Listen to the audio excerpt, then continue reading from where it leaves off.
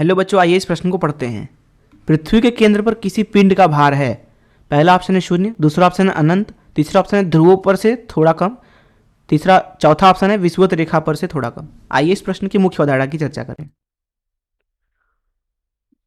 मुख्य अवधारणा। देखिए, किसी वस्तु पे जितना पृथ्वी का गुरुत्वाकर्षण बल है वही उसका भार होता है। मान लीजिए ये हमारी धरती है जो कि एक ठोस गोले के तुल्यांकी है। इसका त्रिज्या मान लेते हैं आर है, द्रव्यमान एम मान लेते हैं।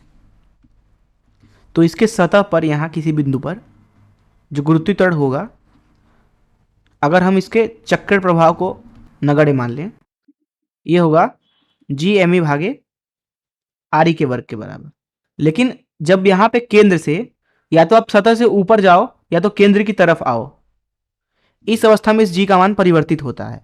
अब क्योंकि अगर पृथ्वी पे यहाँ पे हम किसी वस्तु का मान लीजिए भार लिखना चाहें, जिसको डब्ल्यू से दर्शा देते हैं, मान लीजिए यहाँ पे जो वस्तु रखी गई उसका द्रव्यमान एम है, तो उसका भार लिखा जाएगा एम गुणे जी के बराबर। अब जब जी ही परिवर्तित होता है ऊंचाई एवं गहराई के साथ, तो उसका भार भी परिवर्तित होगा।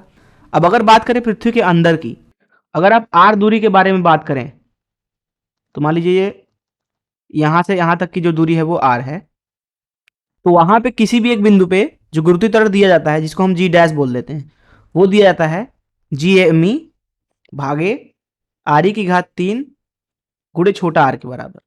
इस तरीके से पृथ्वी के अंदर पृथ्वी के केंद्र से आर दूरी पे अगर आप किसी वस्तु का भार लिखना चाहें तो वह हो जाएगा एम जी डैश के बराबर। अर्थात जो भार होगा उसका वो अनुक्रमानुपाती होगा आर के, क्योंकि जी डैश जो है वो अनुक्रमानुपाती है आर के। तो इस मुख्य उदाहरण से अगर इस प्रश्न को हल करें हम, तो बोला जा रहा है केंद्र पर भार कितना होगा। तो जब हम केंद्र पे जाएंगे तो आर का मान 0 हो जाएगा। इस अवस्था में जो वहां पे गुरुत्वीय त्वरण होगा केंद्र पे, उसका मान अगर इस सूत्र से देखें तो 0 हो जाएगा, जिसका मतलब है कि केंद्र पे अगर हम भार लिखना चाहें जो कि होगा एम जी डैश के बराबर, वो भी 0 हो जाएगा। तो भार जो होगा केंद्र पे पृथ्वी के, वो किसी भी वस्तु का 0 हो जाएगा।